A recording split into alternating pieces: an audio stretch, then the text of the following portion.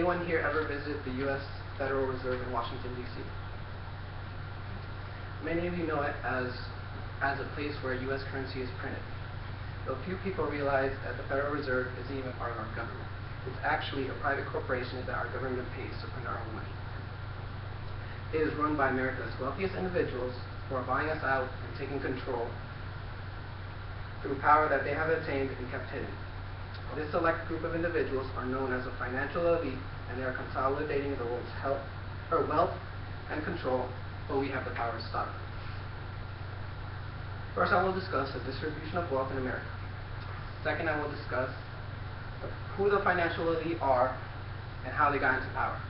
And third, I'll discuss the solutions we have to putting a stop to their power. Now that you have an insight on what's happening in America, let's take a look at our wealth distribution. As you can see, this is a chart that some Harvard professors decided to survey people, Americans, and they thought that this is how the distribution in America, the wealth distribution in America was. They thought they would want it to see it like this, to where it's evenly spaced out and everyone has a chance at the livelihood. But what they actually found out and were shocked to see was that this is the actual distribution of wealth in America. As you can see, the top 20% of Americans, own more than 80% of the nation's wealth. The top 1% alone own 40%. In our current economy, we the people are struggling to survive, while the top 1% of our country live lavish lives with no care in the world. As you can see,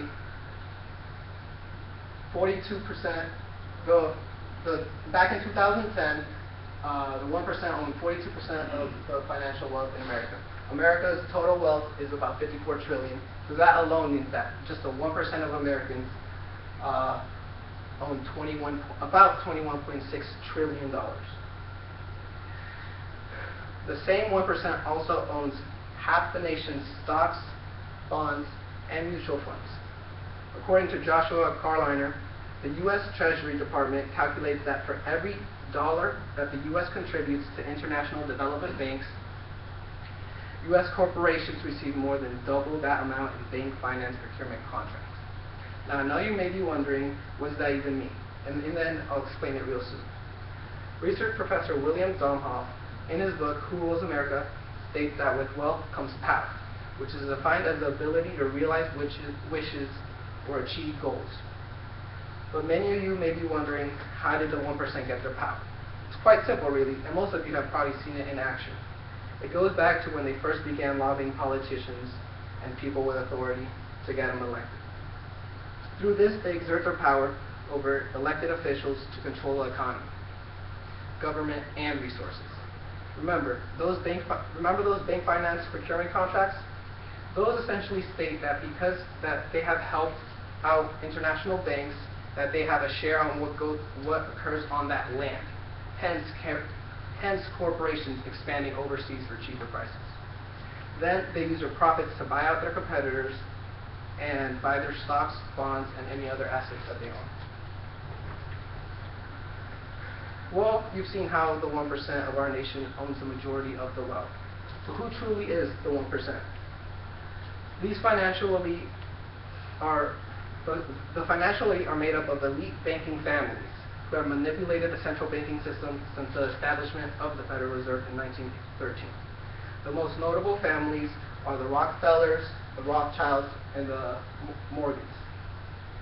They set up secret societies with authority who helped them monopolize the money system. Throughout history, they have been setting up policies and banks that consolidated the wealth of other banks and began lending to governments. With new power of money in their hands, they began drafting bills and laws in their favor. In this pyramid, the control of power is shown. We are the people. We do the main work, the hardcore labor, you could say. Then we are ruled by government.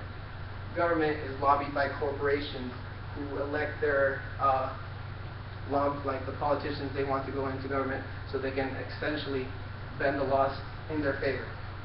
From there, these corporations are owned by big banks, such as Citi, Chase, Bank of America, Goldman Sachs, Wells Fargo. These banks together come and get their money from even national central banks, which is like the Federal Reserve, Bank of England, and the Reserve Bank of Australia. These in turn get their money from even bigger banks called international central banks, like the World Bank that you've probably heard of, and then an even bigger bank owns them that is the central bank of central banks. I know it's confusing, but this is how they essentially set up the money to always come back to them. And at the top of the pyramid is the financial elite. The control power soon spread around the world and became a global problem. It needed to be contained. They plan on taking control of the world in a more serious manner, and you can hear this in politicians when they speak of this New World Order. This New World Order only has them at the top and us as slaves in their control. In fact, their money has been traced to financing all major wars, such as World War I, II, the Vietnam War, and much more. Now that we've learned where our wealth is distributed and who is in charge of our power, I say it's about time that we get our money back. There are several ways to bring down the financial elite and bring power back to the people. The first option is move your money to a local bank or credit union. Research beforehand, because some have been posed to have the name of like a credit union or a local bank, when in actuality it's been owned by a corporation. So make sure they're legit before you before you place your money into them. This takes power away from them if enough people do it. The main reason this takes power away from them is because they have this law that they set up that says for every, let's say, $100 I put in, they can lend out 9 times that amount. And so that's why they get all the power, because they just lend out to people with money they don't have, and then they just rack up interest and get people to owe them favors. The second is get involved in community projects. Some projects around might be maybe like the building of a factory, might be funded by corporations, and boycotting and getting the image of this like invading our lands gets them bad media attention, which in turn makes them lose control of actually being able to build and expand their like wealth and resources. The last one is get informed and research yourself so you truly know what is going on in the world. You have seen that we are at there's a great inequality in the distribution of wealth in our system.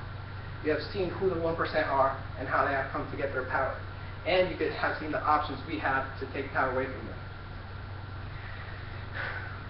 In conclusion, I urge you to do your own research and get informed. This is a serious problem that needs to be addressed globally. In our age of technology and resources, true ignorance is not to be informed. Thank you.